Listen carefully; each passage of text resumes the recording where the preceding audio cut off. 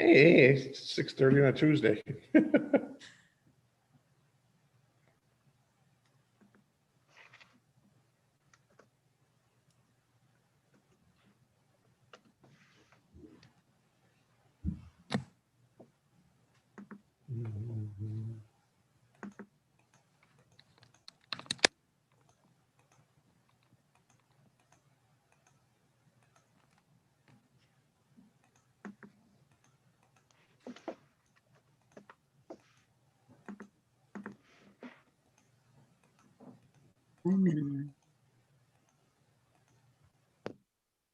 Oh, we gotta. Oh, it's Mark. I'll Yep, promote him. he's looking to come in. Yep.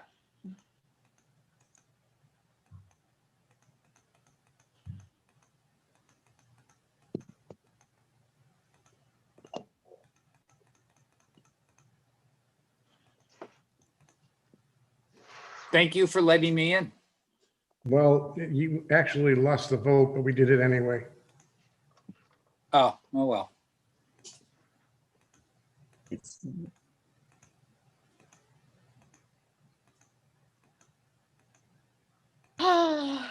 I agree.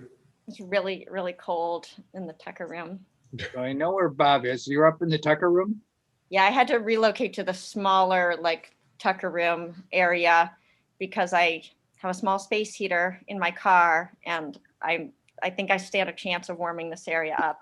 Ah, I've there just you gone go. downstairs too. It's not like anybody needs to feel bad for me, but it was just like too much relocating. And Audra's in her office and Jenna's somewhere in her house. I have no idea where. I am in our dining room, which Really? is kind of the most plausible place to be. And our wood stove is on the other side of that door. So I'm relating to Allison. There you go. Well, I'm in the room of the house that's my office that actually, for some reason, at the end of the house didn't have, all the other rooms in the house have heat plumbed into it. This one doesn't, so I have to have a space heater in here in the winter. I don't know why they built it that way. Yeah, that's kind of strange.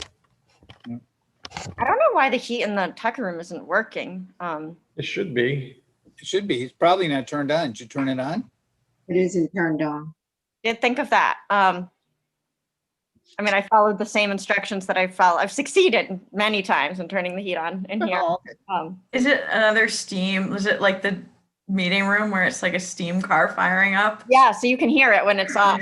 Yeah, pretty soon we're gonna hear big bangs and Right. Mhm. Yeah. Where's the It guy makes that- me think. where's the guy that needs to be banging on the pipes to know that it works? There you go. The first time I like looked at Audra, I remember years ago, and I was like, "What is going on?" I know it sounds like something's going to blow up. It reminds me of a steam car firing up, which is sort of like that, yeah, and possibly like that. Blowing up. Seems so quiet, just us, nobody else there. It's I like, know. oh, there's Taylor. He's back. Yeah, one more. Yeah, I've been struggling with video technical difficulties. Aha. Ethan is watching the Thomaston Planning Board meeting right now, so we have a little. Hopefully, my video will be okay. Okay, one more minute. Oh, that's right. That would make sense for him, wouldn't it? Yeah, they're talking about some district redistricting kind of stuff. It sounds like, I don't know. Look at that agenda after this, maybe. All right, 6:30. Good evening and welcome to the Camden Select Board meeting for January 19th, 2021. We're going to roll into our agenda. The first item is public input on non-agenda items. I don't believe we have anybody in the queue, Allison or Janice. I don't think anybody asked to give any public input this week. I know of. No. Okay. Yes.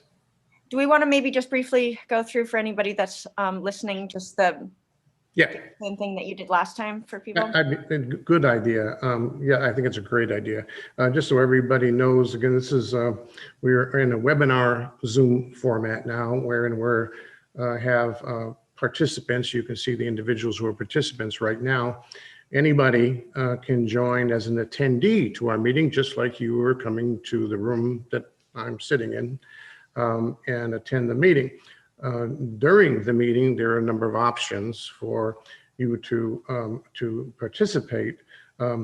Normally, during agenda items, anybody who's part and parcel of the discussion will be made a participant. However, an attendee has a couple options, actually 3 options to participate. One is by raising your hand to be recognized to ask a question or make a comment. You can be brought in at that point and ask a question, then sit back down just like you would in any meeting. The second option is to write a question, which we monitor or try hard to monitor to see what questions may be, obviously. And there is the option of also communicating for those who don't have the ability to link in via Zoom to follow the procedure on our agenda that allows you to call in to the meeting, in which there's no video, of course.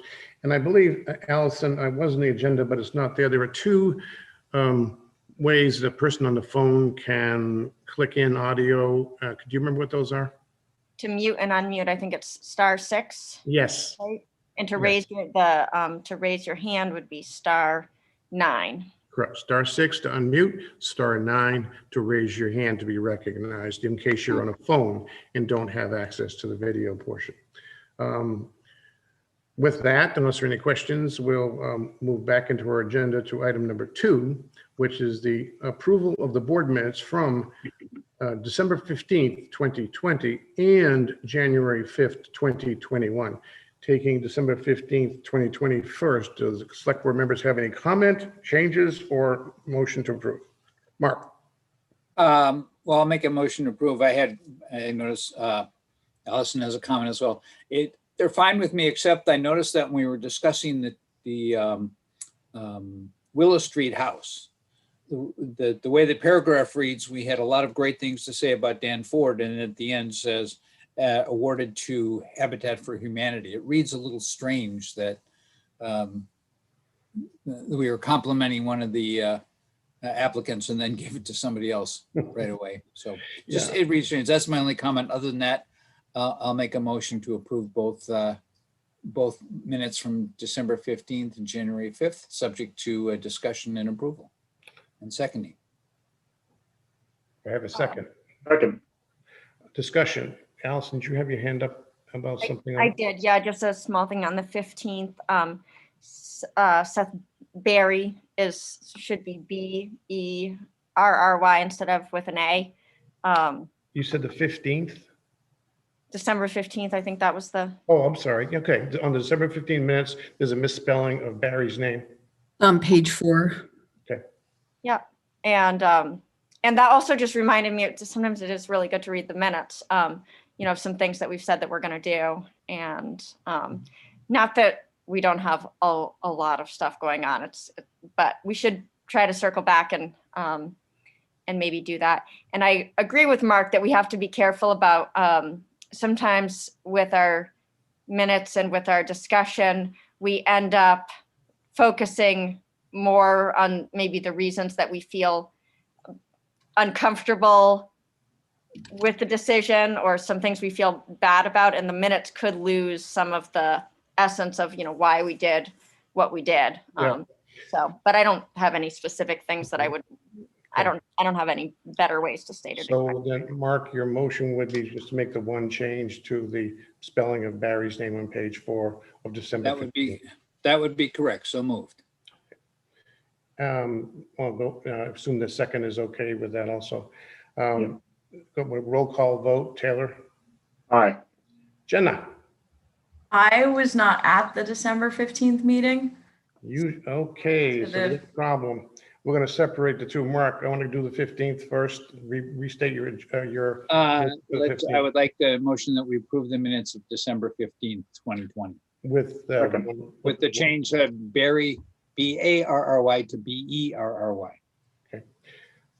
A second. Second. Second, thank you. Roll call vote. Taylor? Aye. Jenna, you can't. Abstain.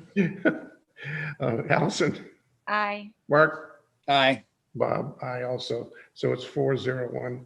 And I'd like to make a motion that we approve the minutes from January 5th, 2021. Second. And Motion made in second. Discussion. No discussion. Roll call vote. Taylor, Aye. Mark, Aye. Jenna, I, Allison, Aye. and Bob, I 5-0. Thank you very much. Moving on to item 3, we have actually 2 Vittler license to approve. The third, the Owl and Turtle Bookstore at 33 Bayview Street, is not to be considered this evening. Timing issue. So we have 2. We have a Vittler license for the Fresh at 1 Bayview Landing and BOA, BOWA, at 31 Elm Street, not Union Street. Any comments or motion to approve? I'll make a motion that we approve the victualler licenses for Black Sea Inc., DBA Fresh Restaurant, and let me get to the second one. BOWA. For BOA, BOWA at 31 Elm Street. second. Motion made the second. Any discussion? I'm just very interested in BOA. I know that's the people that's where Long Grain used to be, and Mhm. it's one of the partners of Long Grain opening a vegetarian restaurant. I think Mhm. they'll be a nice addition to the town. I'm very excited about it. I'm excited too.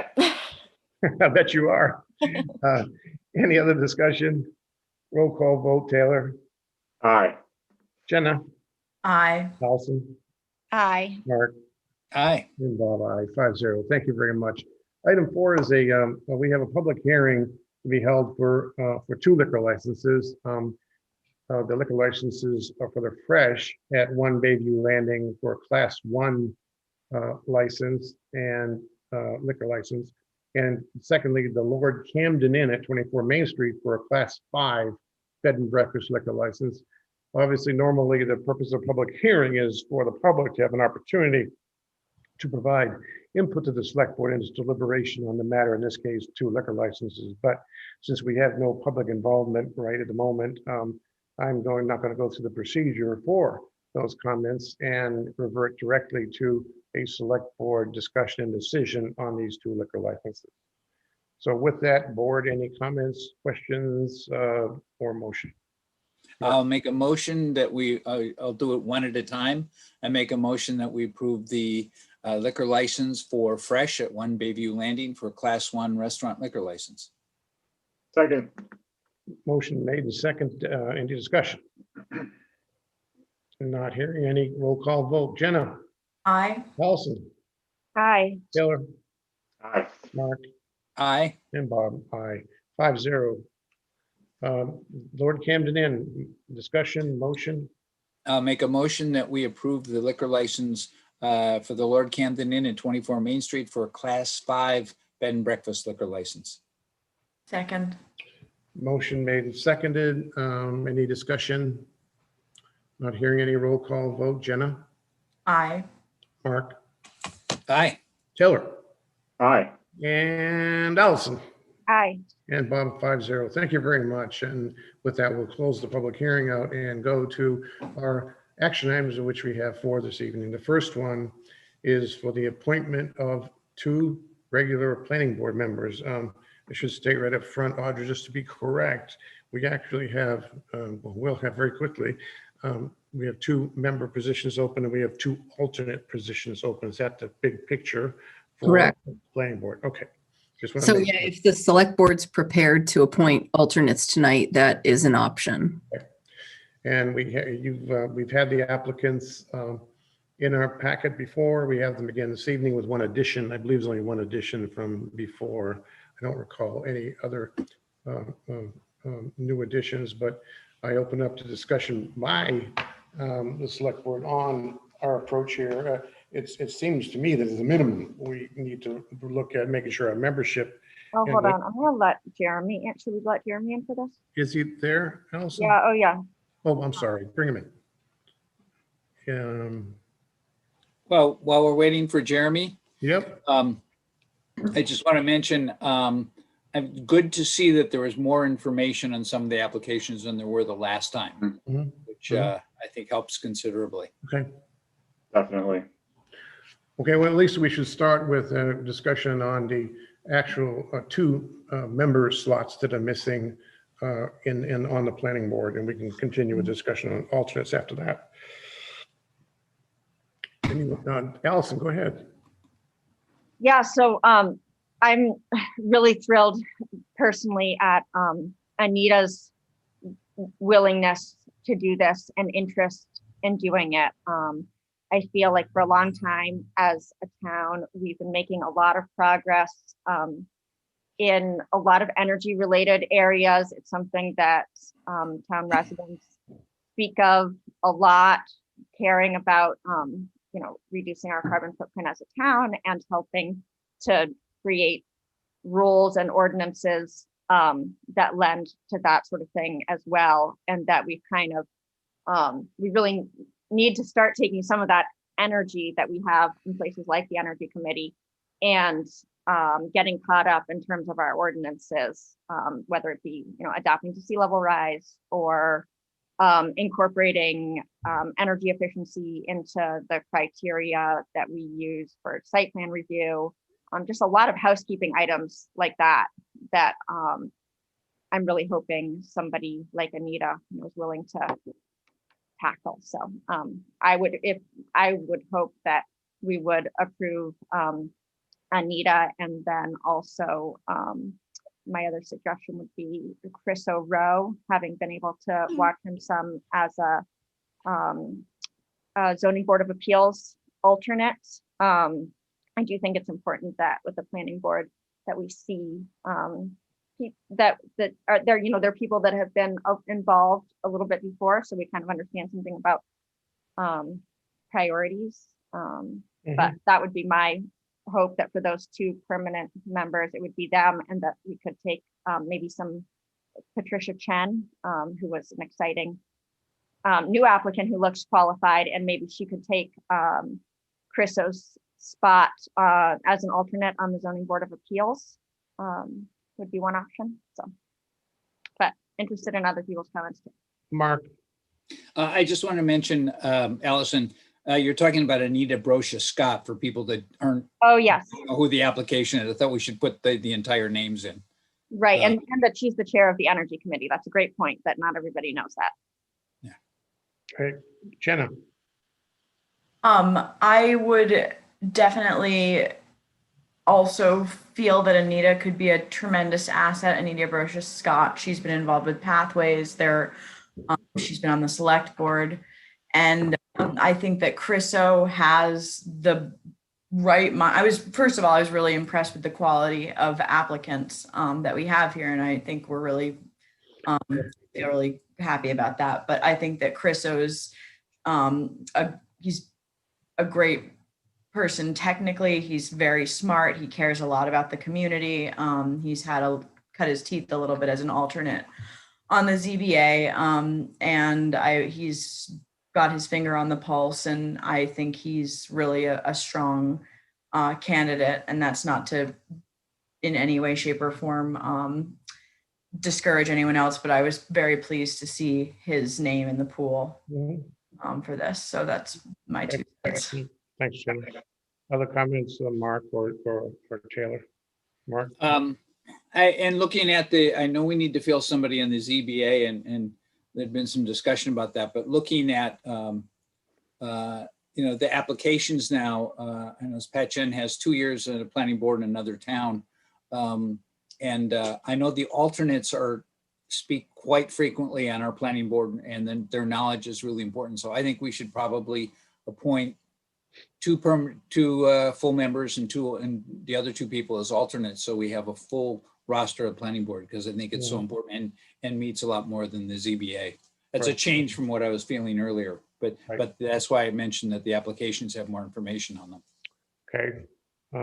Taylor, you have anything or? Yeah, no, I was going to say what Mark said about putting both people in the alternate positions. I don't know Chris so well, but I know some of his work and appreciated his comments last week about the Snow Bowl and like what he has in his application, and he has experience previously in another town doing planning work, and obviously his experience in the ZBA. And of course, I'm really thrilled to see that Anita wants to throw her hat in the ring in a different way. So I'm in favor of both Anita and Chriso, and then Andrew and Chen as alternates. Gotcha. Yeah, I would agree. I think the alternate thing has a nice, it's a great segue into the details of the planning board. And I think I do know Andy Smith, and I think he's a tremendous asset for the town, and a great place for him to start off in a curve. And I agree with Mark. I've attended enough planning board meetings to see the alternates have a very, very active role. And I see Jeremy shaking his head, yes, because the bottom line of it is a very good learning curve. So I would suggest that I would concur with Mark and Taylor and go with the 2 and 2. Well, I'll make a motion then that we approve, and let me do the full names here. Anita Brocia Scott and Christopher, I know he goes by a nickname, but it's Christopher Row. Rial as full members of the planning board, and Andrew Smith and Pat Chen as alternate members of the planning board. Second. Discussion, Allison, go ahead. So as the official liaison to the ZBA, that doesn't seem very important until it is very important. And we've frequently had problems with getting a quorum on the ZBA when things come up. So that would be, the things that they would do would be, the first would be if there's an appeal of a planning board decision, kind of like what we're seeing in Rockport right now. And then the other thing that they do is like for rebuilding in the shoreland zone, granting special exceptions. And special exceptions, there's a lot of stuff in our zoning ordinance that requires a special exception. And it ends up being a really subjective thing too. So also with the planning board, I'm not sure that we have any means of getting, what is the process for somebody to go from being an alternate to a full member? Is that something the select board has control over, or something that just automatically happens if somebody else drops off? Jeremy. I can maybe speak to it a little bit really quickly. They have terms, and we've had situations where a full member has either decided to leave, and then you guys have then taken an alternate and moved that alternate up to a permanent member. We've had that instance, but there are terms. We tend to keep renewing these terms because people, well, I shouldn't really say that. I mean, we have kind of a new board since I came to Camden. Really, when I first got here, we kind of got into a new board with Matt Siegel and Ethan Shaw joining us now, and now we only have 3, right? So this is great that you're filling it, but they each serve terms. And Allison, I don't know specifically how long those terms are off the top of my head, but we can certainly get that to you tomorrow. I will say I just Changed it from 5 to 3 years.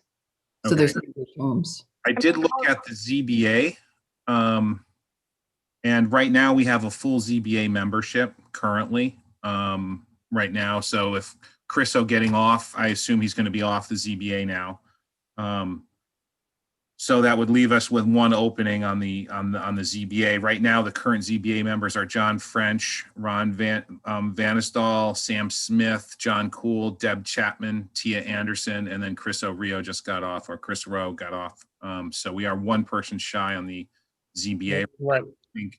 I do think the most recent ZBA action that we had was the Pleasant Ridge subdivision. Right. I think they handled that one quite well. But I totally hear what Allison's saying. There's some pretty significant things that the ZBA needs to review. It's just not appeals. But to your question, license Allison, structures. Go ahead. the move from alternate to member, to my knowledge and recollection, is a select board discussion. Yes, it is. You guys would have that Yeah, decision. 3-year terms. To Mark, you've been raising your hand for an hour. I'd like to mention that I have no problem with if Pat Chen wants to move to the ZBA, but I don't think we should appoint somebody without, where they've applied Right. for one position without, asking them if they're interested in applying to the other. So what I would do is change the amendment or change the motion to that, appoint him as an alternate unless he would prefer to be a member of the ZBA. She. Gee, sorry. I mean, So I you're- just want to make sure we're being thoughtful about what we need and that we have Yeah. a balance. So I don't know at this moment, I've just witnessed where, because I'm on the email chain, a lot of trouble getting a quorum for the ZBA in the past. I don't know why it is that with a full board, we have such trouble getting Right. full participation, but maybe we need to check in with some of those people and see if everybody's still committed. It just seems like we have some good quality applicants and we need to make sure we're using them in the right I'd agree. places, but I'm fine with either outcome. Okay, so sounds like, Mark, you're revising a motion, just to be clear, that we have nominating Chris O'Rowe and Anita Brochus Scott as members and Andrew Smith as an alternate.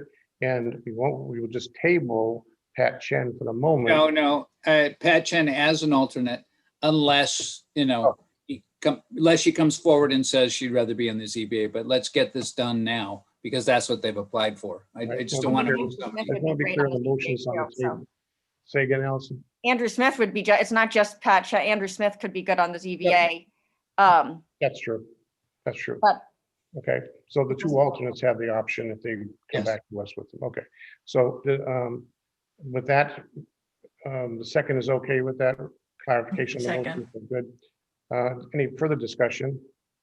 Roll call vote. Taylor, Aye. Mark, Aye. Jen, Aye. Bob, yes. Thank you, Allison. Allison, go ahead. Aye. Good, 5-0, thank you. With that, we'll move on to the second item on our action items, which is the confirmation of the town manager appointment of Rosie Curtis as CEO, which for all of us that don't know, is code enforcement officer for the licensed building inspector and licensed electrical inspector. All right, I just tried to promote her to a panelist. Let's see. I didn't even, oh, yeah, well, wait a second, go ahead.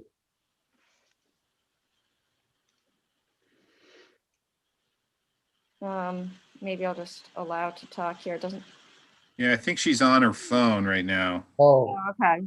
She said it just dropped her again. She's trying to rejoin. okay, well, any comment, Audra, this is your nomination. Just by way of a quick introduction, I feel like the town is very fortunate that our incredibly skilled former planning board chairperson decided she would like to apply for the code enforcement officer position. Rosie's highly qualified. She's been an architect for how many years? I think at least 15 years, if I remember right, 20 years maybe. Yep, very engaged, involved community member. So I think we're very fortunate that Rosie applied and very excited to welcome her to the team here.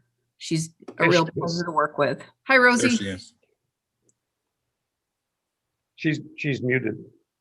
Yeah, I bet she can. I think she's working it through, but There we go. finish, Audra, please.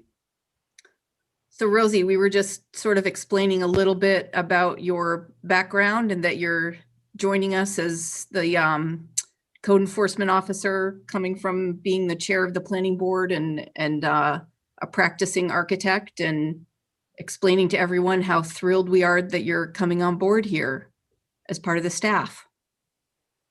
Woo! I think she's having a little bit of tech. Yeah, I can't tell if she can hear us or Right? not. She can hear us. I think she's working on her computer. She's unmuted now. Can you hear us, Rosie? She said, I can read lips, but I can't read that many lips. I mean, that quickly. I think she's got a problem on her end. In the meantime, yeah, she's not coming. Check your computer audio volume level, Rosie. That might be part of the issue. You are not muted on our end. Nope. Not working. All right, we'll keep working at it, Rosie, while we talk about how great you are. So I'll add a little thing about why I think Rosie's great. One other thing that not many people know is that she has a really big interest, and this isn't part of her job description, I know, but that in affordable housing, and she has this whole design for these kit houses that's, I mean, really incredible. And so part of what I'm excited about having her on board as a town staff member is to kind of, hopefully further that conversation of how we can come up with creative solutions for affordable housing in Camden. And if you get a chance just to, stumble upon her, ask her about her design for modular affordable housing. Great. I'm probably not saying it the way she would, but it's I'm something. sure not. Earlier, Rosie, you may have missed it, but Audra was talking about, or Jeremy, about your 20 or so years in architecture, and I said that you started when you were 10. Just to be clear, but I'm sorry you can't get her on audio, but that's okay, because we all know Rosie very well and do appreciate what she's done on the planning board. And I think this is very exciting because I get to debate codes with Rosie. But no, honestly, I think it's a great move, and it's going to make the town's efficiency much higher than what we've been, because we don't have a CEO at the moment. I'm not criticizing our former CEO, but I think this is a great move, and I'm certainly wholly supportive. Other members want to make a comment? Mark. I have two comments. One, I've observed her as the chair of the planning board for a year, 2 years now, and it's been, the meetings run really well, excellent, excellent to watch. Everything's organized, done perfectly. She'll take those skills to the town. I think and it's very exciting about that. The second thing is, Rosie, I was following your car about a week and a half ago, and you had a half burned out taillight that I wanted to mention. If She's aware of it. She also just wrote in the chat, thank you so much for hiring me. I'm really excited to be coming on board. Now, Rosie, we haven't heard you yet. Let us do our vote first. But no, I think it's great. I think we're all excited. Rosie gives one of those attributes that I love in people, and that is, don't ever ask her a question you don't want a straight answer to. And I think it's very important in the CEO role. Anybody else comment, or do I have a motion to accept? I move that we. Oh, go ahead, Taylor. Go ahead, Mark. Taylor. We accept the confirmation of Rosie Curtis as code enforcement officer, licensed building inspector, and licensed electrical inspector. Second. Motion made in second. Discussion, board members. Not hearing any. Roll call vote. Allison. Aye. Mark. Aye. Jenna. Aye. Taylor. Aye. And Bob, aye. 5-0, unanimous for Ms. Rosie. Welcome aboard, Rosie. Now you are officially on board, and we look forward to it seriously. And thanks for dropping in tonight. Sorry we couldn't chat with you, but we will many times in the future. With that, we'll move on to our third item on action list, which is the setting of a date for the workshop to interview tannery applicants for our potential project there. This is, as we all know, this is kind of like the second phase of the phases we developed a couple of months ago. The first was to develop the information we needed to go into a workshop for the applicants. Would suggest we look at setting a date to bring, and I believe there are 4. And I believe we'll get the details down, but we're probably going to wind up with 30 or maybe outside 40 minutes per applicant for them to give a discussion and for us to ask questions. And I say that because, in my opinion, we can look at other options, but I think we have so much information available thanks to what Jeremy and CDAC and company did. We have the ability to make this a rather efficient meeting, but we're open to suggestions from the board.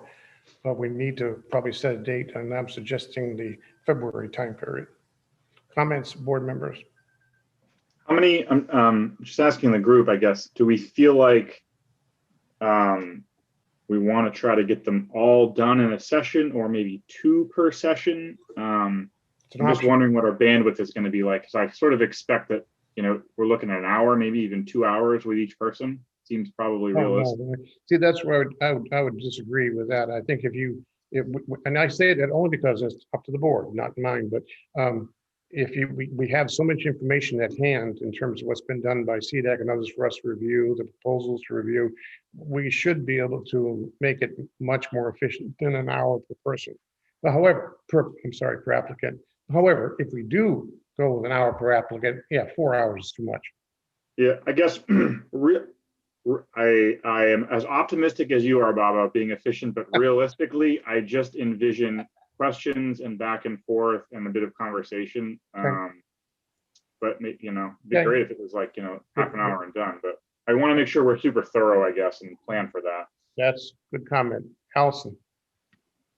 I tend to think that I would like to try to do a first session with everybody, and with the realization that there may have to be a second round of something, but that some of what we're doing is just, an introduction to the entities, and that there may be, it's very possible that there will be questions that come up during,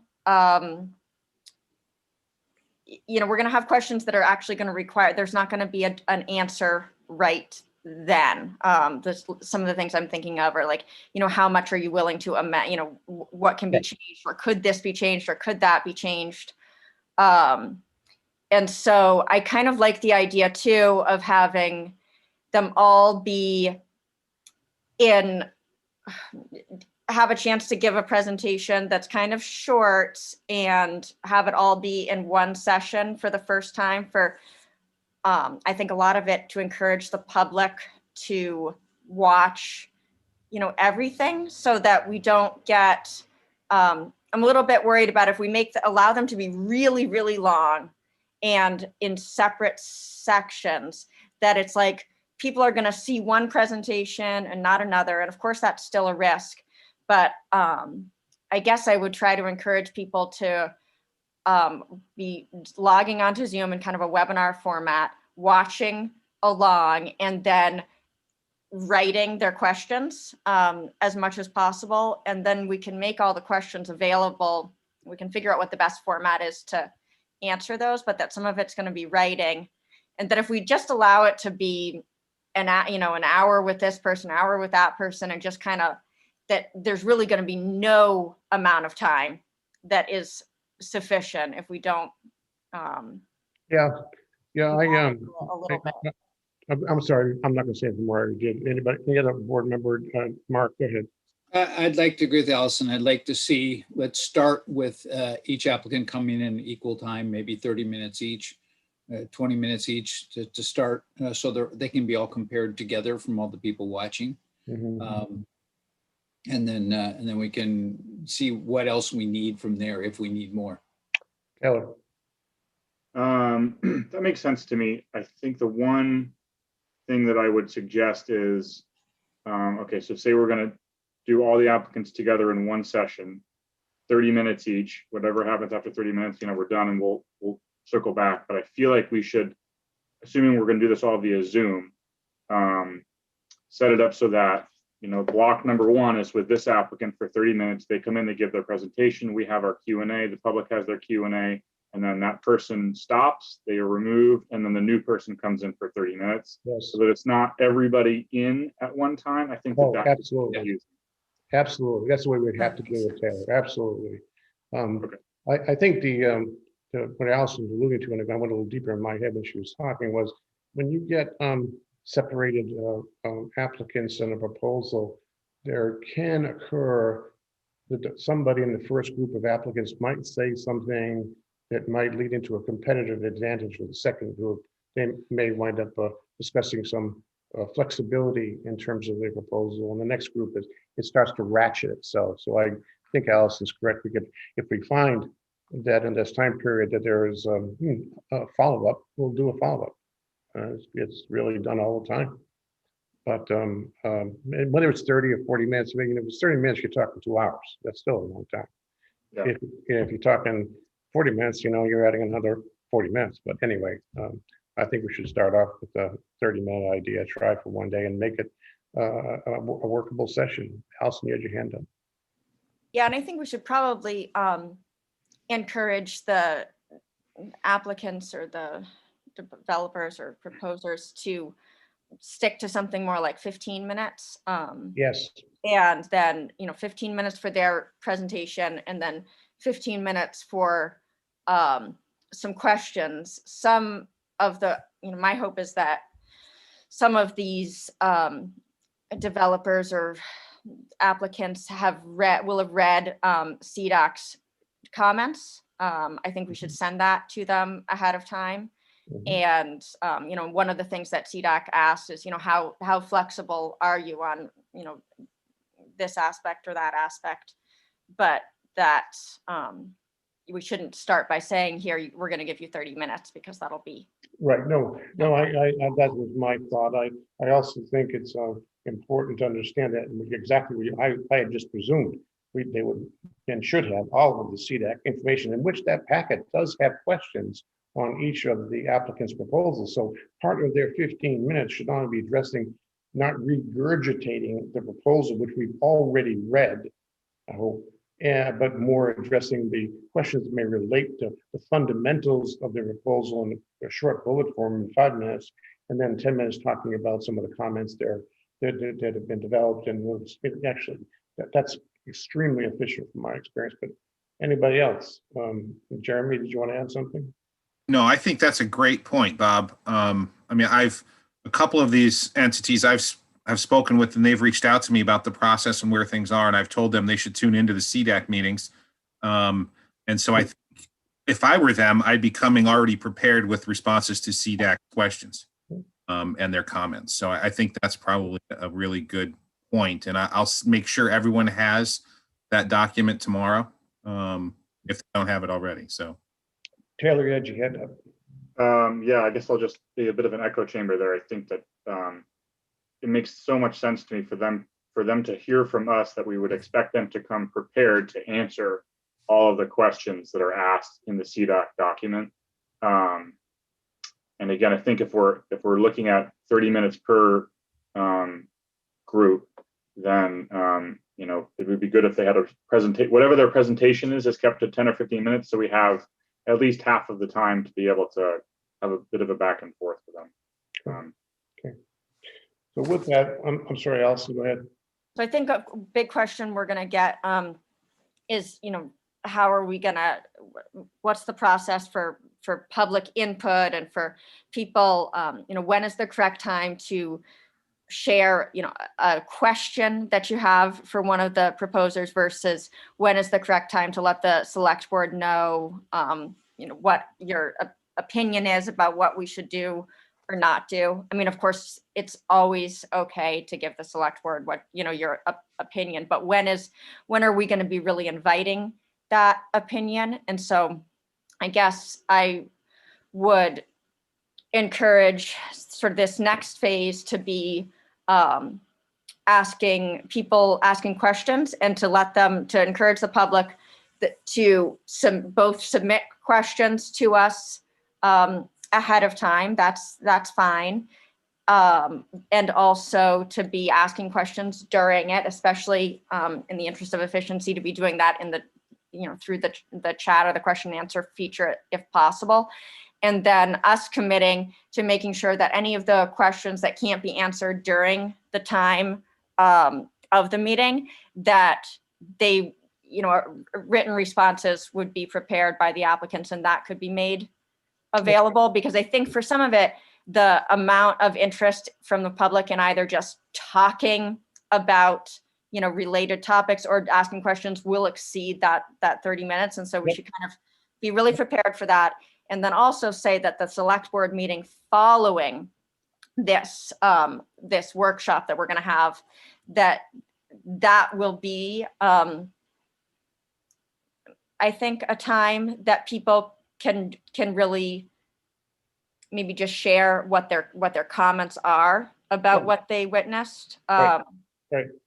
So that, I don't know, I want to make sure that people don't feel like they're going to lose that opportunity just to share No, that's, opinions. And I also think that we need to be really careful that we put on the website that we need to have a page on the website that is, everything relating to the tannery. So we've already got all these old reports, but then also we should have very prominently on the website, these are the 4 proposals that we received. These are the links to all the CDAC meetings where this was discussed. And this is the CDAC report on them, just so that we can all share, one link for people, one page that gives them everything, and really encourage the public to have kind of read that stuff first. well, So. well put, Allison. I think it's very important what you outlined, and I totally agree. I think the session, because it is, we're saying 30 minutes right now. If we get into too much of the, the webinar participant attendee back and forth, it will be blowing by the time in seconds. So for this session, we'll assume right now we're doing 30 minutes for each of the 4, 2 hours total on whatever day in February. Encourage questions to be submitted prior to that meeting for the public. To all the information will be on the website in one place, so that the CDAC questions and stuff and the proposals will be in one place. Great. And then to remind everybody that we will have an opportunity to the public to have a little bit more active role in whichever select board meeting we select for the decision-making process, which logically, and I'm guessing here, but it's going to have to be in early March, because if this is going to go to June ballot, we don't have a lot of time to put together a warrant to get to the ballot for June. But right now, February, whatever date we pick will be for this workshop, and then we will have to shortly after that schedule phase 3, which is what we talked about, and that will be the selection process. So given that, looking at calendars for, now, by the way, does time of day make a difference for the proposers or the select board members? Are we talking daytime? Are we talking evening? Mark? I suggest evening, because a lot of these people are working people and they're going to need to come and, make these comments. I hate to. How about Tuesday, February 2nd, a week before our meeting on the 9th? Is our first meeting of the month the 9th? I thought it was the 2nd. 9th? We changed it because of February vacation. Okay. I would suggest, to your point, Taylor, either the 2nd or the 16th, Second. which are 2 Tuesdays. in The between. 16th is the week of the vacation and the day after President's Day. So I would suggest the 2nd, because that's why we moved the select board meeting. So we wouldn't be on the 16th. Works for me. Others? Jenna? You're muted, Jenna. Sorry, I can do the 2nd. Yeah. Allison? Time, Allison, yes. Yeah. Jeremy? what time? What time? I was going to ask that question next. I would suggest something like 6 o'clock. That's good. Any other comments? Fine by me. 6 o'clock is good. Let's set February 2nd, 2021 at 6 p.m. and our favorite location for Zoom. And we'll get this information out. That's not very far away, by the way. So No, I'll email everyone tomorrow, along with links to okay, tax information and the report, and let them know February 2nd at 6 o'clock. right, perfect. February 2nd it is. That's Groundhog Day. There you go. All right. Thank you. Yeah, right. For being Groundhog Day.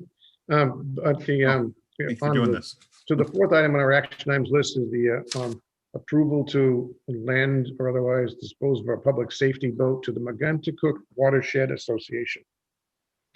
Audrey, do you want to give us a little backdrop here beyond what's in the letter from the association? Yeah, so this came through, and also it might be helpful to let Chief Farley in Sure. as a panelist. He could answer any questions because this request came in through him. Yep. You can also let me go if you'd like. All right. Let you go. No, keep I mean, on, let him suffer like, Release Jeremy. I really, Release the Kraken. and I've Not a chance. brought Chris Farley in, but in general, this seems like there's a little bit, I don't know, it's not so much related to my comments aren't related to the details of this. It's more of the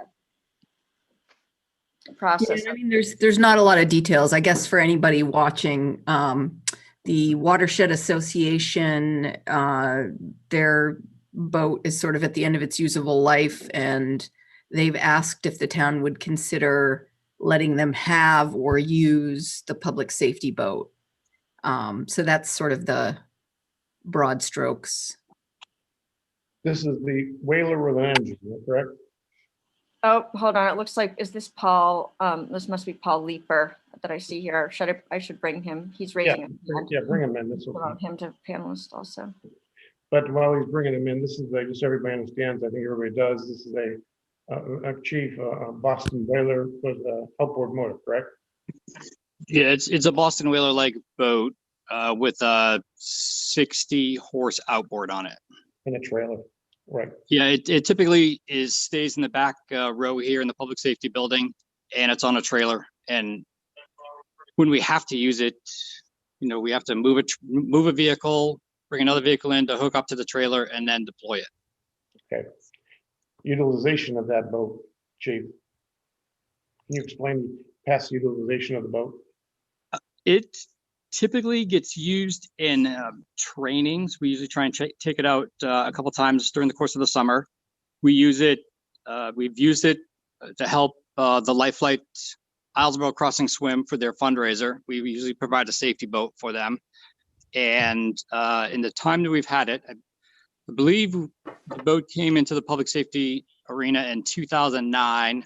And we have actually used to deploy it out in the harbor on one occasion.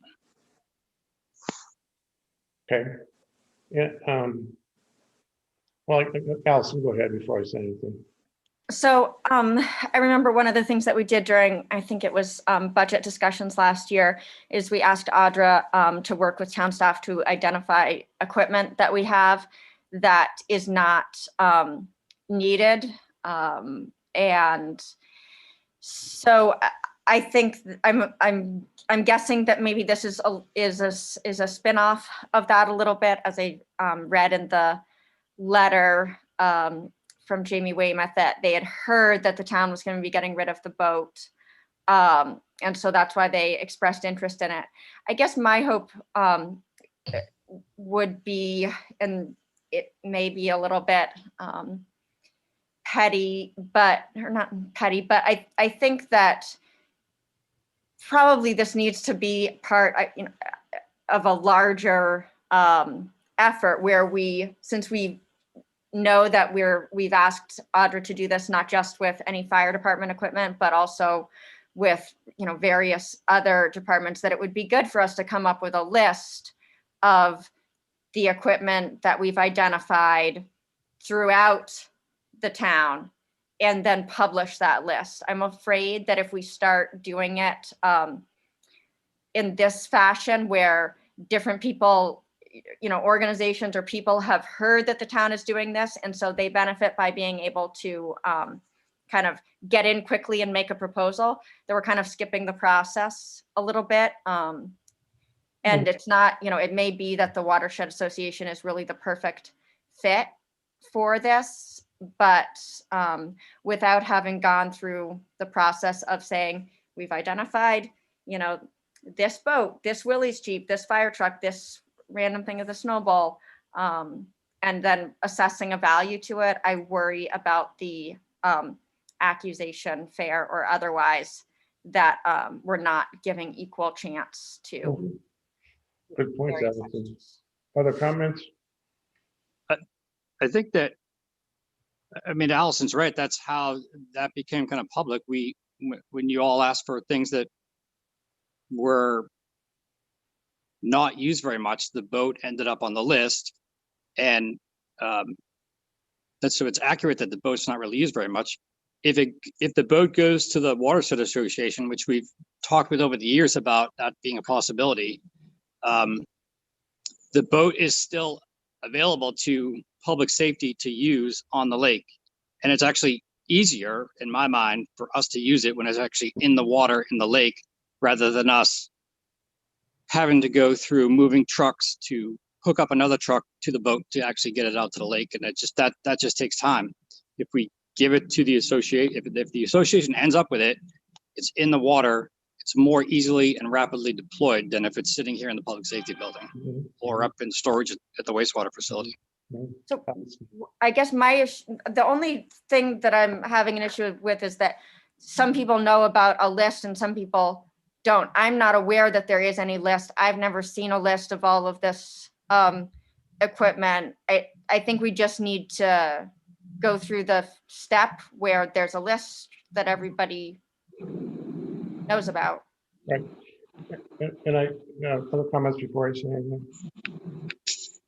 Yeah, Jenna's next. I would tend to agree with the comments about the list. I also think, it's great if the public safety can use the boat. If it's in McGuntacook, we also have Hosmer Pond. We also have other bodies of water. What is the situation if it's needed for a public safety or rescue reason elsewhere? Okay, other comments? I mean, the issue of public safety being able to respond to water related emergencies, tragedies, like that one honestly gets me a little bit, for us to say, like, I understand that the lake is the McGuntacook Lake is a place where that is, something definitely could happen, but Right. it's not the only place. And like our ability to respond rapidly to like a drowning in the harbor, I don't know. I think this whole thing about like what we get rid of does need a little bit more discussion. Well, Just a published list. but one of the fine points here is I 100% agree with Allison about a list of stuff we were going to quote, and she just used the term "get rid of." I don't believe in this situation. I would recommend we're getting rid of anything. We are allowing somebody else to use it. We still have the ownership of it. We could turn around and sell it from under poor Paul's feet if we wanted to. We could suggest somebody else have access to it for some other reason. And what I'm saying is, I think retaining ownership of it, we're not disposing of it. I would 100% agree. If we're disposing of anything, it needs to be out in the public for the public to understand who would like to have the opportunity to acquire that asset. And that brings us back to the list.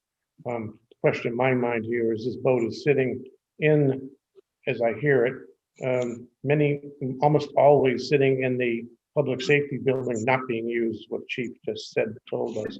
And that's a waste of an asset.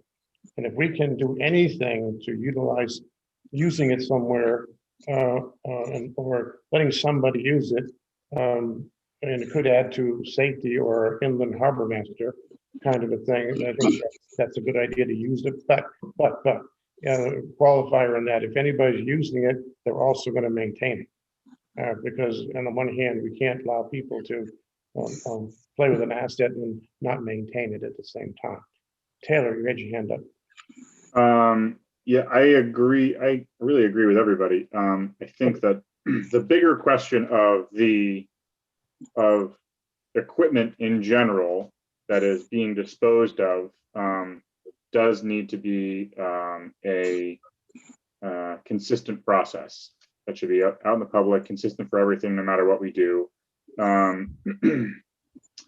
I had a chance to talk to the chief and Audra about this one specific one earlier today, because I had a few questions myself, and I think that the idea of us retaining ownership and simply loaning it to the Watershed Association under an agreement that we deem appropriate could make sense, in that if the Watershed Association is able to maintain the boat in McGuntacook Lake at their at the dock that they use, so it's always in the water, logistically that makes sense. in terms of public safety, because it just makes the boat that much more deployable. In terms of the harbor, I know the chief will correct me if I'm wrong, but my understanding is that if there's an emergency in a harbor that the fire department needs to get to, they would use one of the 2 boats that Steve Pixley has access to and have the ability to do that after hours. So by keeping it in McGonagall, we're not precluding ourselves from having the boat accessible in the ocean.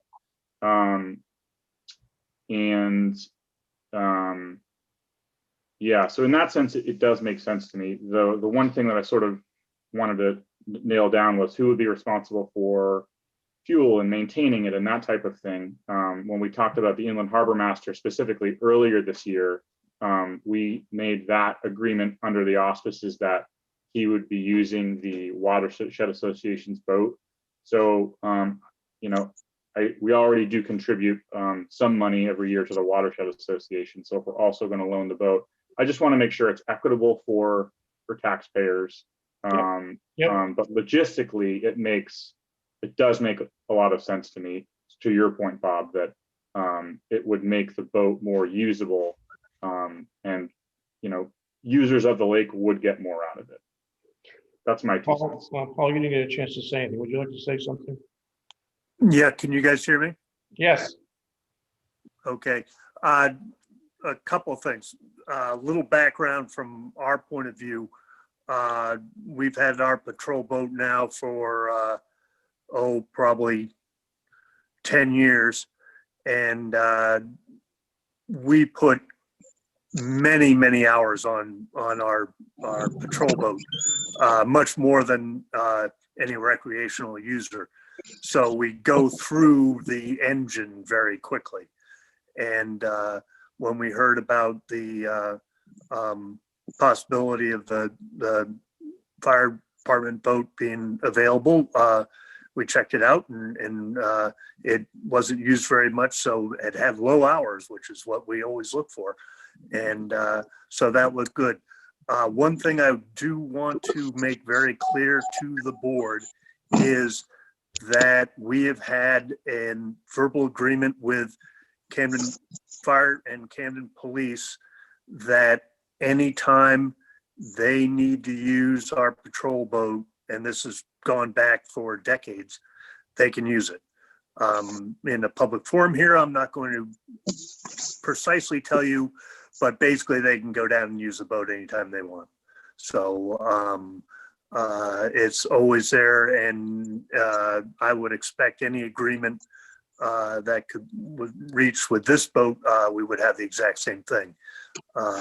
What we were planning on doing is having this boat turn into our new primary patrol boat. The Inland Harbor Master would use it in his duties, and the old boat would be in reserve. And I would use it for water quality work and that sort of thing, putting very few hours on it, but it'd be there if the other boat was in use for something else, or it was down for maintenance or something like that. So those are basically just giving you, from our point of view, where we're coming from on this. So Allison, go ahead. Well, so I mean, the proposal started out that we were giving it to them, not that we were lending it to them. That was a modification after the fact. And I guess my issue isn't at all with working with the Watershed Association, which I think is obviously a smart thing to do. It's that there's a list that was sort of like circulating among insiders a little bit that nobody else really knows about. And I don't think that's the intention at all.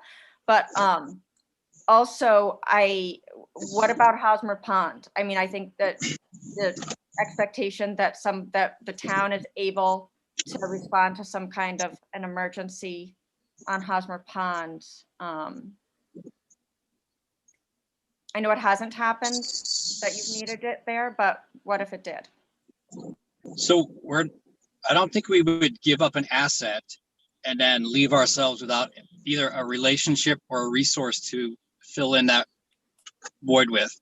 So Bob Oxton has a boat on Hosmer Pond.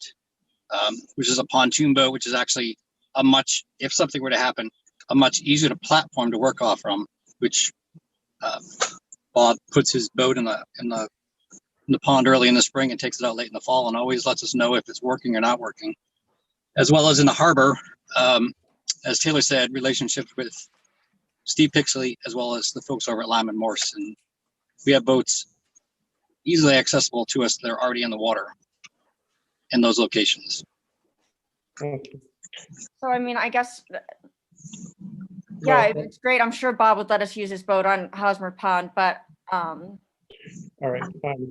I just feel like there's a little bit more details ironed out in writing, and we discussed, we have 2 or 3 options. One is we can do nothing, leave it the way it is.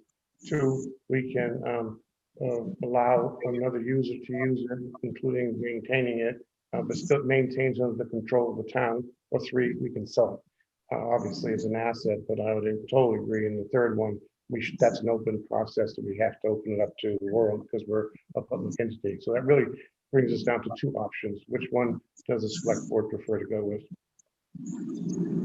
I would prefer to table it for tonight. I Say would again? second that.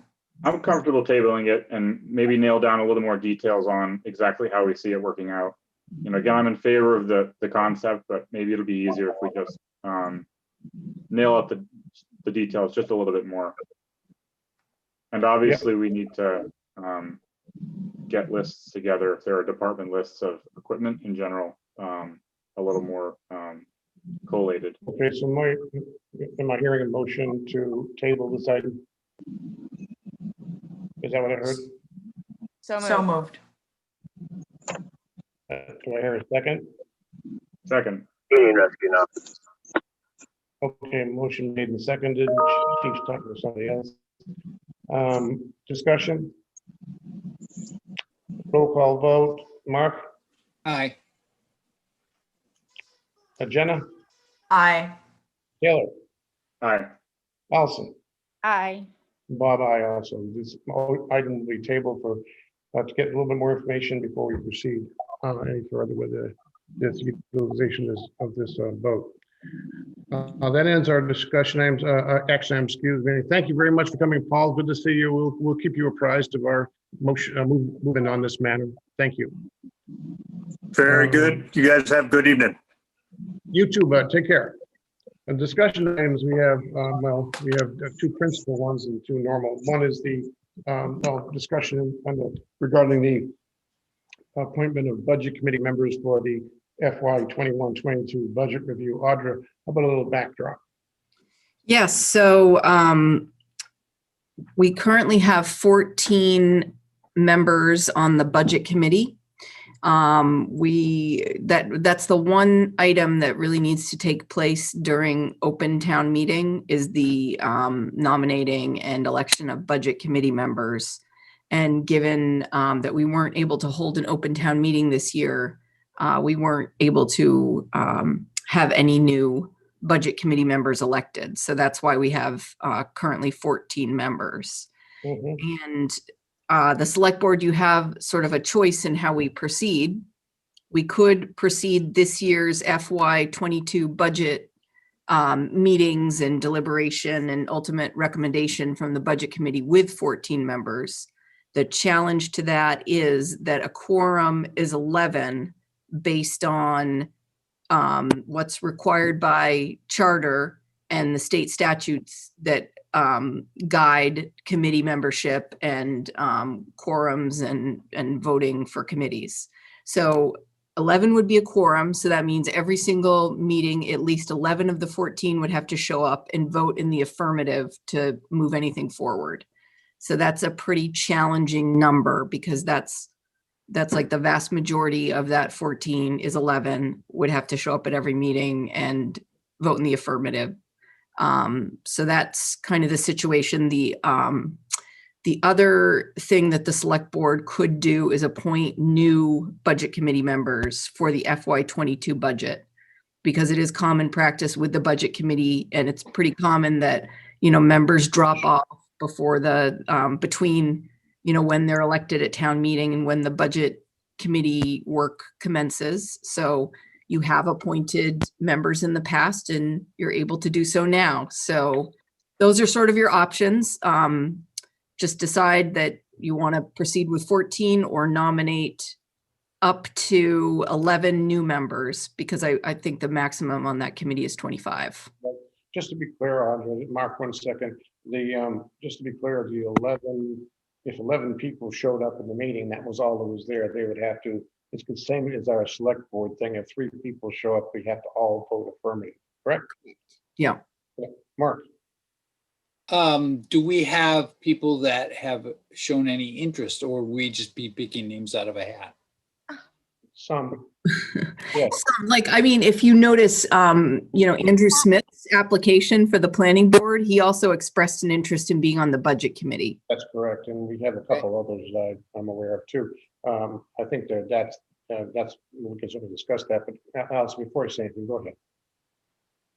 I mean, this is a great opportunity that people, I think we at least need to try to get some more people.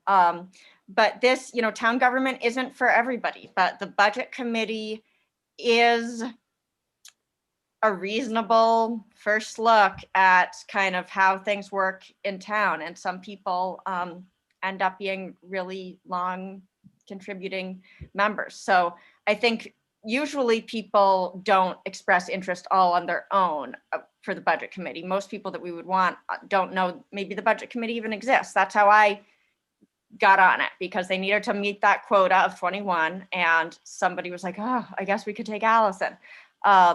So I think we should all try to think a little bit about who we might know that would benefit from being involved, or that the town would benefit by having involved. And then That brings up the question to discuss, and if we go to whatever number, what would be the procedure? And by the way, we don't have unlimited time here, Audra, because I believe the first meeting of the budget committee will probably be week 1 of March. Is that correct? Yes. Okay, so we have And I mean, I would say I wouldn't be too picky or too procedural.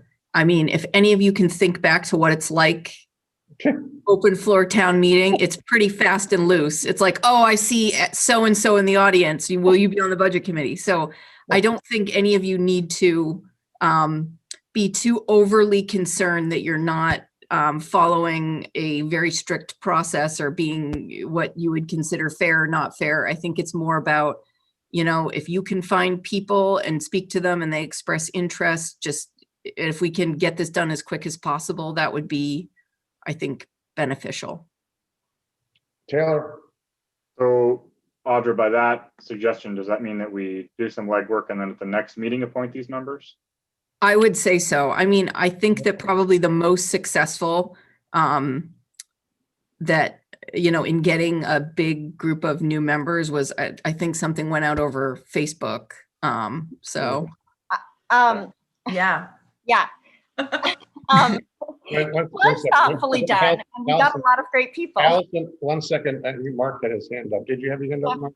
I was just going to say, I think we have 2 weeks till our next meeting to put together a list of people that we nominate for the board. Let's put together as many people as we can, and we'll nominate them next meeting. So Yeah. next meeting is February 9th, is that correct? Yeah, 3 weeks actually. Yeah, 3 weeks, so that's 3 weeks. more, Mark. So otherwise, I think 2 weeks goes by awfully fast, but 3 weeks is fine. So bring some names to the table, and then we'll draw lots out of a hat if we wind up with 50 people, which we won't. But that's fine. Let's do that. Let's try. The maximum number you say is 11. Is that correct, Audra? Yep, 11 would be a committee of 25, which is the maximum. That's what I thought. Okay, good. That's Cool. good. Okay.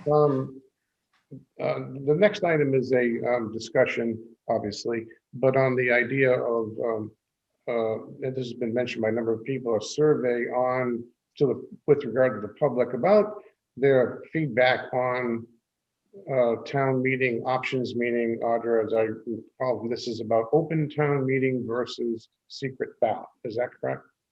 Yes, and this it came out of the Charter Commission trying to, just seek a little bit of input on you know, I guess recognizing that they had, you know, the members of the Charter Commission had a certain proclivity towards open town meeting, and that it's what they would prefer if they were able to make up their mind on how, you know, the budget would be voted on every year.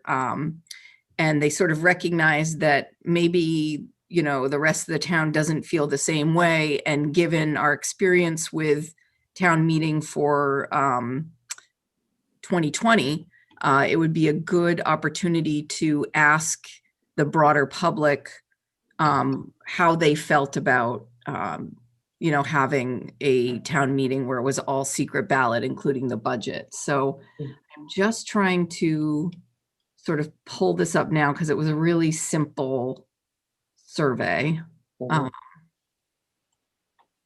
So I've got it up now. And I apologize for not putting this in the packet. I forgot about it completely, but it's very, very simple. So it was just a 5-question survey. And so would you like me to read the questions out, or would you like me to share my screen? Share the screen. Okay. All right, I think I've got a.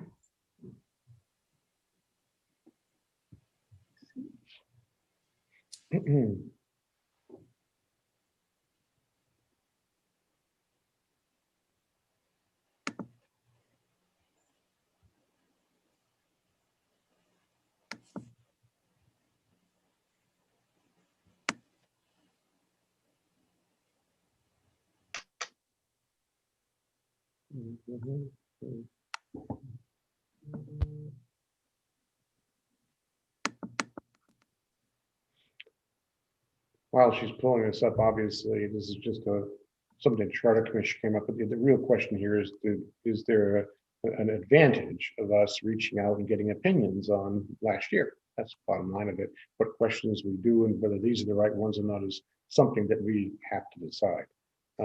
That's the fundamental issue, is whether it's worthwhile to reach out to the public and get their feedback on last year. And that's as simple as that. Is there, I guess while I'm just looking at the survey, you know, realistically, if we're thinking that in June, we're going to be in a similar boat in terms of COVID restrictions, which is entirely possible. Yep. I feel like more likely than not, unfortunately. Yep. Is there really any other good option besides what we did in November? Which actually I think worked well in a lot of ways by simply mandating that everything was by secret ballot. That tends to be my gut, but. Well, this was, remember, was the Charter Commission's idea of the survey was to look, remember, they're looking at the charter, and if there was a overwhelming, you know, support for doing certain things on secret ballot, that's the way the charter could read. Versus the idea of what happens in June. Yeah, you're 100% right. I'd be aghast if we don't go with a secret ballot this year before budget and that kind of thing. But it's going beyond that. Is really what the survey is all about. But go ahead, Audra. All right. So I'm assuming it's shared now. Yes. Okay, great. All right.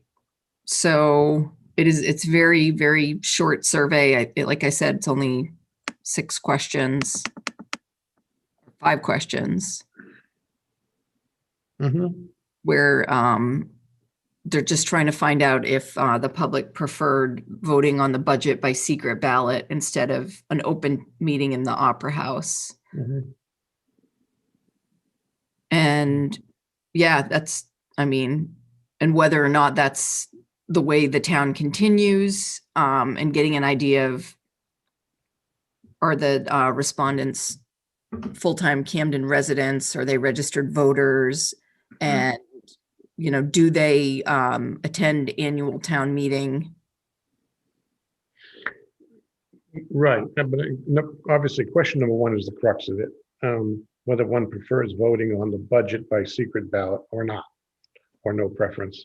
That's probably the crux of it. The rest of it gets into, you know, again, these questions could be modified, but what does the board feel about the idea of polling at all to the public regarding measures such as, secret ballot for the budget as one key item, because it does eventually feed into the charter. Are, Mark, are there laws about what we vote on at town meeting? no. Many towns like Kennebunkport, Kennebunk, all similar chart. Well, not so much. They have done by charter a secret ballot. Because I would suspect that we will get an overwhelming choice of people to vote on it in a secret ballot. Yeah. Just because it's so much easier for people to do it. So if we put this draft out there, it's just my thinking that we will get back the answer and we will change the way we've done it. So are we prepared to do that? If that's what the people want, that's what we should do. Allison, I think my first reaction was Taylor's reaction, which was that it's kind of confusing I think some people are going to interpret this not as a question that we're asking about the charter and long-term town planning, but they're going to be thinking that we're doing it to try to make a decision for next year. And realistically, I think right now we're all understanding that we need to plan probably to be doing it the same way that we did it last year. So there's one reason that it's going to confuse people. I think a lot of people probably voted on the budget for the first time in their lives last year, just because they ended up with it in front of them. And they have no idea, even just the terms secret ballot, open town meeting, all of that stuff would have to change probably, because that will confuse people. It needs to be like, at the fire station or in the house. A lot of people think select board meetings are town meetings. So I think Mark is probably right that most people, the thing, how do we ask the question in a way that actually gets an answer back? The people on the Charter Commission have been saying that they like town meeting because it gives them the opportunity to weigh in on individual cost centers rather than, an up or down vote, and to force a conversation about smaller things. So if we ask people, I don't know, do we have a responsibility to educate people just a little bit more before we ask them questions, or should we just put this out? We just need to, if it does seem like for the larger charter discussions, we should probably be trying to do this. But the other question, if we're really concerned about what people think about the charter, we probably should be asking them what type of questions they want to be asked to vote on at all. And so, in Rockland, it would be a city council that votes on the budget. So do we want to ask them how they want to vote on the budget, or if they want to vote on the budget at all? Do we want to ask them how they want to vote on ordinances, if they want to vote on ordinances at all? I can't decide between putting this out just by itself, whether there's value in that, or whether that's too much of a piecemealed approach to what is really a much larger question. I'm not ready to put this out as it is tomorrow, but I like the idea of getting more information from both. Yeah, good. That's the thrust. I mean, it's just, I guess the big question is, how do we go about that? I'm not suggesting, I don't think anybody's suggesting that this is the right question and answer thing. It's too specific to the budget, you're right. But there's got to be a way should keep discussing this. Whether we do anything with it tonight or not, it's irrelevant. It's just that we need to, I believe we need to pry into more about the citizenry and try to force opinions on, you said, ordinances and other things, because if it morphed into a bigger issue, we don't want to vote on ordinances, we don't want to vote on the budget. I'm exaggerating to make a point here. All of a sudden, you're going to question the town meeting form of government, and I mean that's the core. But I think what we're saying, I'm hearing is we're not going to be doing anything with this right now, but this is an issue, and we need to find a way to, well, both educate and to solicit information from that education. That is not the crux of it, I think, because I agree with everything you said. When I talk to people about what they think, my powers, or Allison or Mark, our select board members, they have no idea, what our powers to do and what we have and cannot do. That was very much magnified during this COVID shutdown situation. So I'm not sure what the answer is, but I think that I'm feeling and I'm hearing the thrust, the idea of polling and educating is positive with the select board, and we should proceed on that basis. Right? So Audra, I'm not sure that doesn't answer the question specifically about this draft by the Charter Commission, but I think the objective, I'm hearing clearly the board supports the idea of education elements to the public and solicitation of many elements of the public and what they prefer to vote on, not vote on, and how. But yeah, I agree. It does start with people don't know the difference between the term open town meeting and secret ballot. They just don't. Okay, what do you want to do? Mark, you want one more point? Yeah, one more point. It so often I pretty much stopped doing political surveys because they ask the questions in a way that sort of force you to give the answer they want. Yeah, you get And it's really hard to do a survey. If you're putting out a survey, it's really hard to make it so even that you may find out worthwhile information. Yeah. I think if we do put this out, we'll get the answer that I suspect that it's more people can vote, more people have an opinion. It's easier for people to vote in the secret ballot than coming to the town meeting. However, that said, I don't know that it's a bad thing. This past year, in the time of COVID, in the time of great uncertainty financially, our budget was okay for the first time, was voted on at the town meeting, and we had a 92% positive vote, which I think is the first time we had the whole town, as many people that vote, really tell us how we were doing. And maybe there's no better, except for our individual ballot runs, there's no better way to find out about the job we're doing than have the town vote on our ballot, on our budget. So. Well, go ahead, Allison. No, I just said, yep. Yep. Well, it's a question of whether you approach it holistically or piecemeal. This is kind of a piecemeal approach where you're asking a question about a specific item. Doesn't say we couldn't do a series of these that ask about a bunch of items, but they're asking about ordinances, for example, could be extremely confusing to some people who don't even understand the major elements of what an ordinance is. In terms of its implementation. It's again the education process with the questioning process. But I mean, I don't see any problem with ever asking the public any questions about any piece. But you might be right about one thing. There's been a lot of confusion about this pandemic situation, which has caused, and maybe this kind of a question thing, because I agree with, I'm 90%, 99% sure we're going to be doing a secret ballot this June, just like we did last year. So maybe after that would be the time period to attack some of these questions and get them out there, especially if we get to a point where, God willing, we're clear of some of the restrictions we're under right now. To start asking some of these questions of people. Taylor. Yeah, I've been sitting here thinking about just efficiency in polling the public on what they think.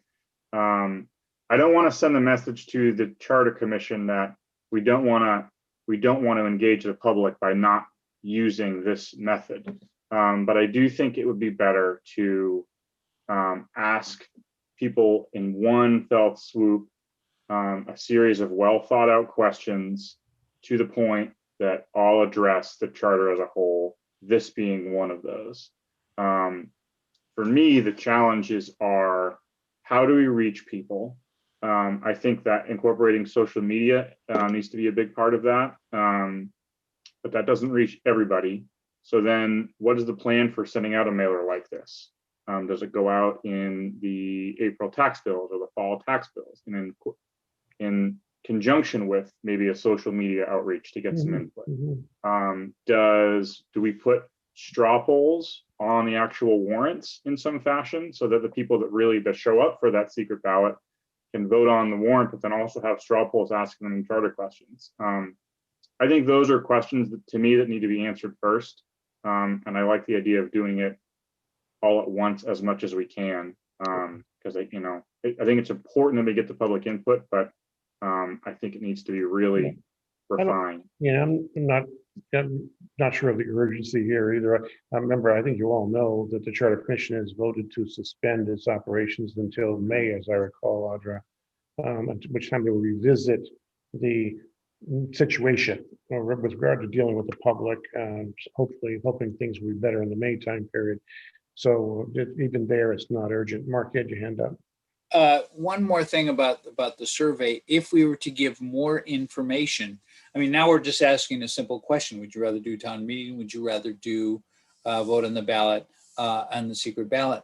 But maybe giving people more information about the advantages of both, because one of the advantages of town meeting is if people have a question about a specific part of the budget, they can come and ask about it. They can't do that on a secret ballot. And so maybe, giving more info, that's one of my problems with surveys. They never give you enough information about the kind of decision you're making. And it's an important decision. So, simple is, makes it easy to get the vote, but may not give everybody the thought process to go, wait a minute, why would I want this? Why would I want that? What are the considerations I have? I mean, 5 of us, we've done it enough. We sort of can look at the pluses and minuses. But for a lot of people that would take the survey, we should give them more information about the advantages and disadvantages of both. Brings us back to the education issue we keep talking about and don't do a lot about, frankly, which is, I think, imperative. But anyway, I think we're clearly not ready to jump on this questionnaire at the moment. So I think Taylor, before I close. Yeah, no, I was just going to say, I'd like to see, I think part of the reason when we discussed sort of recommending to the Charter Commission that they hit the pause button was because there was no clear way for them in our current status to get public input. To me, that was a big reason for us doing that. So I guess I'd like to sort of see an action item. I don't know who runs the point on that, if it's Audra or if it's communication between us and the Charter Commission, figuring out how do we answer this question of how do we efficiently educate the public and solicit them for information sooner rather than later. I'm not saying we need to get the answers now, but I think it'd be helpful to figure that out before the Charter Commission is ready to start working again, or at least have some idea. Okay. Something a suggestion might be to, because now's the time to start thinking about it. I think we can all accept the reality that it's likely we're going to have another secret ballot vote on the budget in June, and that we're not going to have an open floor town meeting in June. And I think given that that's the likely reality, we could work on getting a survey ready in time for that, that addresses some of these broader questions in a more simple way. Okay. Yeah, if we walk away without doing anything going forward, we're going to be talking about the same thing Totally. now. And I think we should, 2 things. I believe strongly education is our responsibility, us in the town, whatever that means, education. And then questioning is also our responsibility. I don't think it's and the Charter Commission has a specific objective in terms of the budget, obviously, to how that should be worded in that. But I think to Allison's point, there's much broader issues here. So yeah, anything we can do. I think we all kind of know what those broader issues are. That's going to be really important for the Charter Commission and figuring out how they move forward. So I do think that we're in a position to kind of help take a first stab at putting together a survey that kind of asks these questions in a way that's understandable to somebody who maybe isn't a regular participant in town government, but would get us some really good information that the Charter Commission could use. Okay, well, let's keep whacking at it. You want to take the charge to develop some more of that, Audra? Yeah, I'd be happy to. Great. And when I feel like, we have something that, Yep. would be at a stage where you could all, further review it and provide input, I'll bring it back. Sounds great. Thank you. Thank you very much. I know it's more work for you. On to your minutes report, Audra. Is there anything you want to report to the world? Yeah, there's a few things. So I think that we're at a point where, we're going to be talking about paving projects, during the budget season. We got a lot of paving done over this past sort of construction season, summer of 2020.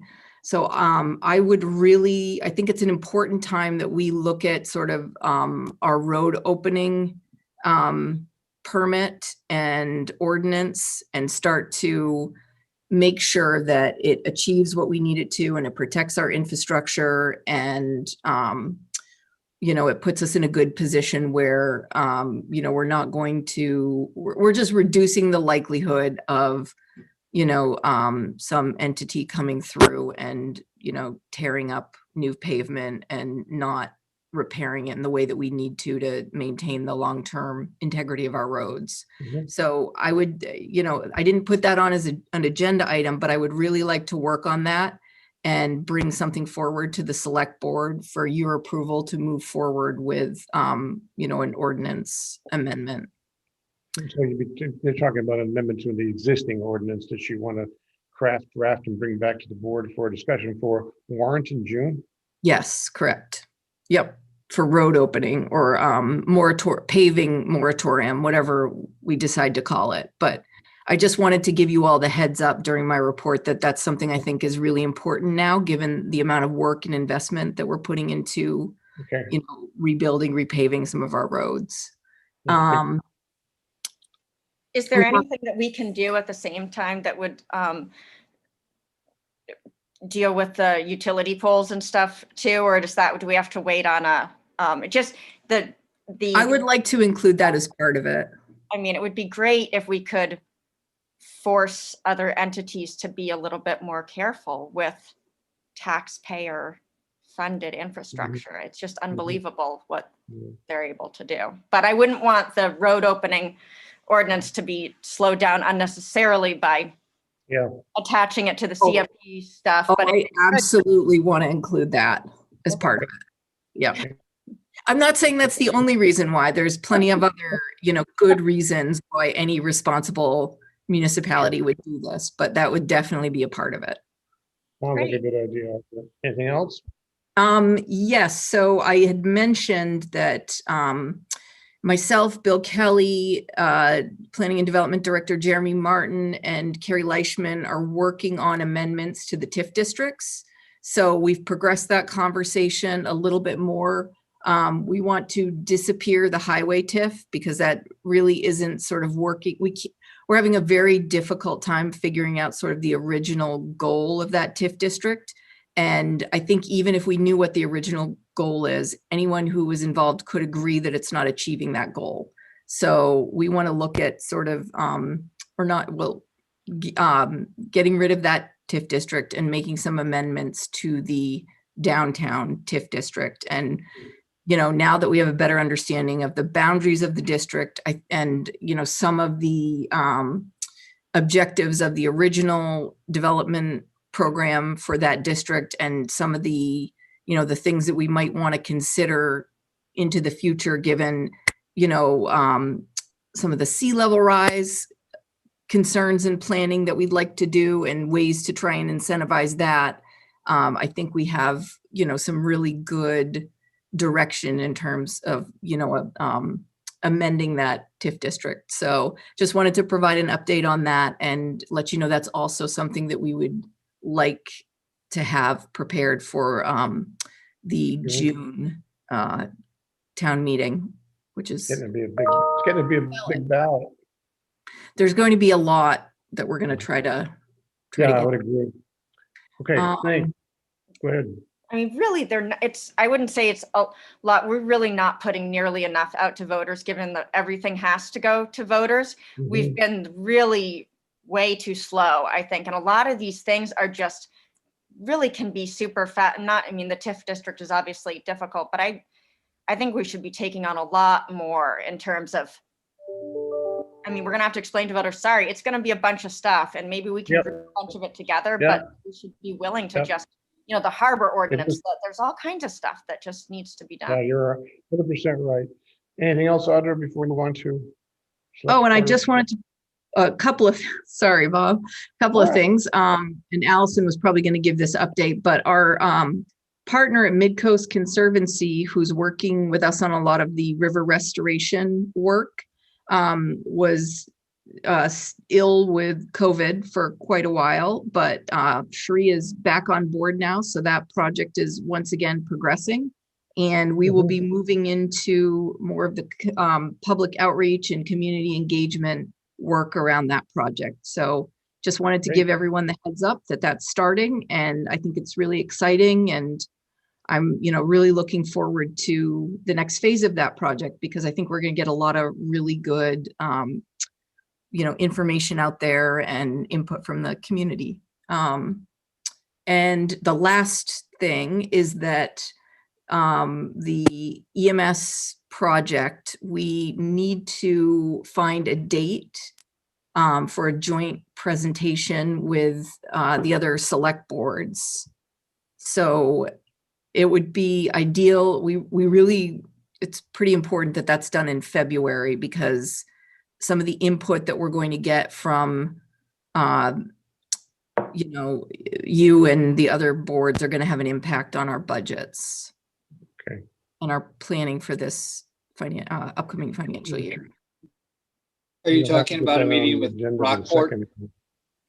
Rockport, and I think that, Hope and Lincolnville, they would all like to do a meeting with us all at once. I know that's probably not practical, so it might be easiest to just kind of shoot for us in Rockport at first.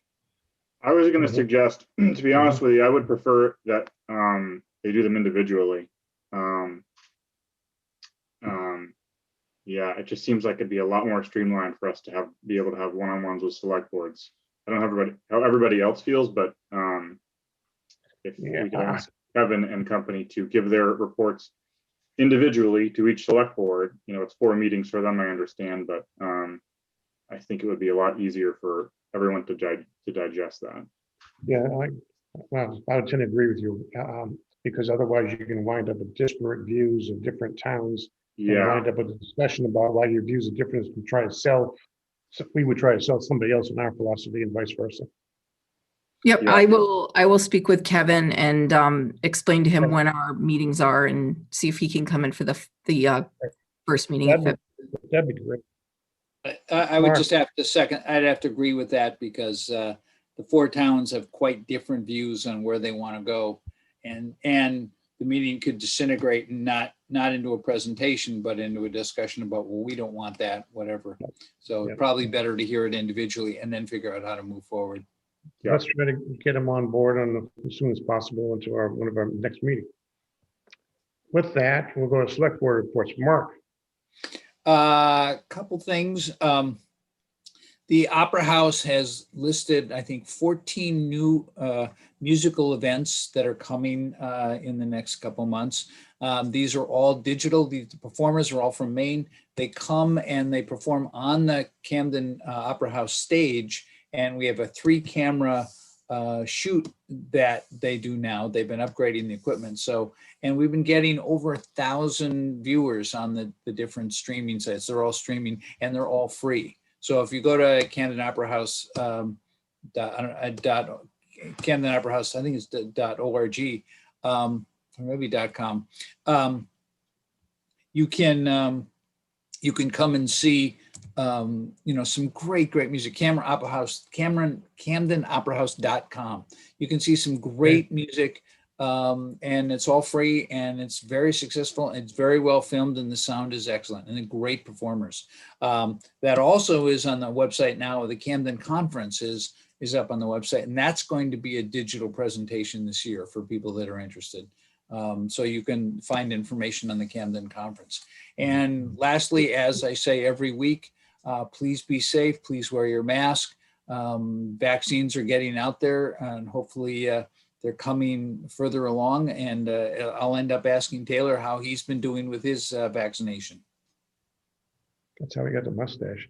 Audrey, you put your Yeah, finger up just- for a second there. Really quick, I wanted to mention that Camden Conference, because they don't need to rent the Opera House for it this year, they're donating what would be their rental fee to the Opera House. So I just wanted to thank That's them. great.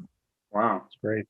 Yeah, that's great, because it is yeah, that's well, it's what's going on these days. That's what happens. But anyhow, Allison, Yes, I'm gonna share my screen here. So I would, hold on, to start off, I would, actually, I'll do this part first because that's what the picture is about. I was going to talk about the river for a second, but so this is a crosswalk marker. As everybody knows, we've been talking a lot about pedestrian safety. Camden has been identified as one of the communities in Maine with a higher rate of pedestrian hits than other communities. We're continuing to work on that. One of the things that has been brought up repeatedly, oftentimes by the middle school principal, Jamie Stone, has been this concern about middle schoolers getting to school safely, and a few crosswalks that are extra concerning for those students. And so earlier on in the year, middle schooler here, let's actually, a middle schooler was hit. For some reason, a lot of people didn't find out about this, but this crosswalk here is one that Jamie Stone had repeatedly said was of great concern, has often been identified in our community input sessions. And so a middle schooler was hit. They went to the hospital. Broken leg or broken ankle is fairly serious. It was determined the car was going pretty fast. Not in the crosswalk, I don't believe, but around it. Speeding on Mechanic Street, definitely an issue.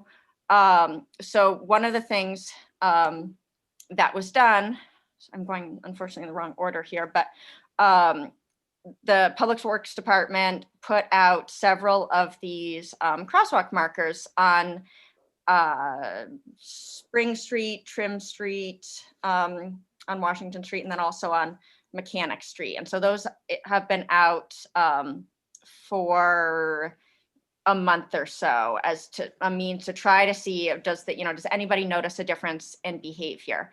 And it's actually kind of a hassle for them because they do need to be removed when it snows. Then they need to be put back out. If they're left out, then it's actually kind of dangerous for drivers to be getting out of those big plow trucks sometimes during a storm. So these little simple things that in the past, we've oftentimes just said, we're not going to deal with any of this stuff in the winter. They've really been making a huge effort to try some of this stuff. These two crosswalk markers are doing just fine. This one on Mechanic Street has been hit so many times that they repaired it several times, and it just has completely disintegrated. It gets hit just about every day, and now it's completely gone. These are expensive markers, and so we're looking at the reason. This is it when it was finally given up on, and so this certainly speaks to the fact that there's an issue here. It's luckily it wasn't a kid that was hit there, but I'm hoping that we can continue that conversation that we've been having about pedestrian safety and moving things forward and continue to try new things, working with the police department maybe to come up with some strategies. The state has done a bunch of stuff. They gave us a bunch of slap bracelets and vests to try to pass out. And I would love it if we could do some kind of a workshop with the police department and some interested community members about, just brainstorming about how we can do better here. One of the first things that I think we should, I would hope that we could commit to would be this crosswalk, if you see here, it's at an angle.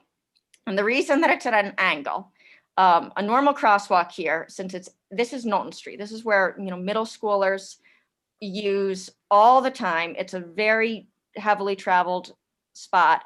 And instead of going just straight across the street like a normal crosswalk would, this one goes diagonally. And that is because we've got a couple parking spots here that for some reason the town over the years has thought that those are more important than pedestrian safety. And so there's been reluctance, I think, in Camden to change anything that's been, if it's been like this, but we really need to be braver and say, okay, we might have to get rid of one parking spot here, but having a crosswalk that is normal and allows people to see has got to be more important. So that's just my little example.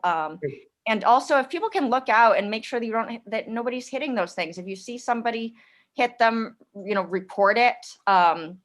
It's really kind of horrifying that it's been hit so many times.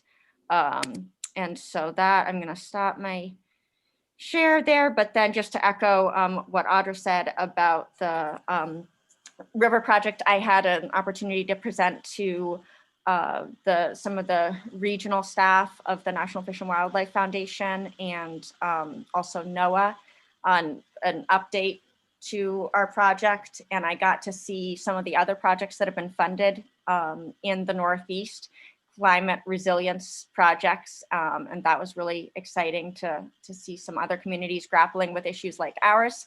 And also the Watershed Schools climate change class is back up and running.